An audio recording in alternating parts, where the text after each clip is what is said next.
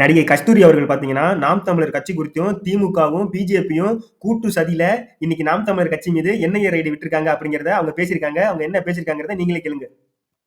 இங்க தமிழ்நாடு போலீஸ் வந்து கம்ப்ளைண்ட் கொடுத்திருக்காங்க. அந்த கம்ப்ளைண்ட் மேல பிரஷர் கொடுத்திருக்காங்க. என்ஐஏ அதற்கான நடவடிக்கை எடுத்திருக்காங்க. இவங்க ஊத அவங்க ஆட அப்படின்னு ரெண்டு பக்கமும் ரொம்ப ஒத்துமையா எலெக்ஷனுக்கு முன்னாடி வேலை செய்யறாங்க. ரெண்டு பேரையும் எதிர்க்கிற ஒரு ஒரு ஆளுமையும் ஒரு நல்ல ஒருங்கிணைப்பு உள்ள ஒரு கட்சியையும் அச்சுறுத்த ஒரு ஒரு நடவடிக்கையா தான் எனக்கு தோணுது. பிஜேபியும், திமுகவும் நாம் தமிழர் கட்சியை எப்படியாவது முடக்கணுங்கிற வேலைய தொடங்கிட்டாங்க. அவங்க என்ன பண்ணிட்டு இருக்காங்கன்னு பார்த்தீங்கன்னா, என்ஐங்கிற ஒரு அமைப்ப வச்சு திமுக தான் இதற்கு வந்து தூண்டுதலா இருந்ததாகவும், பிஜேபி அதற்கான வேலைய செஞ்சுகிட்டு இருக்கிறதாகவும் கஸ்தூரி அவர்கள் குற்றச்சாட்டு வச்சிருக்காங்க.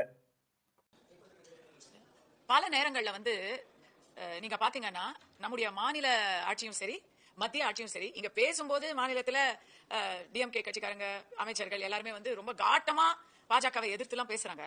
ஆனா அவங்களோட நடவடிக்கை எல்லாம் பாத்தீங்கன்னா அங்க போய் பூங்கொத்து கொடுத்து கொஞ்சி கொஞ்சி அழைச்சிட்டு வர்றாங்க.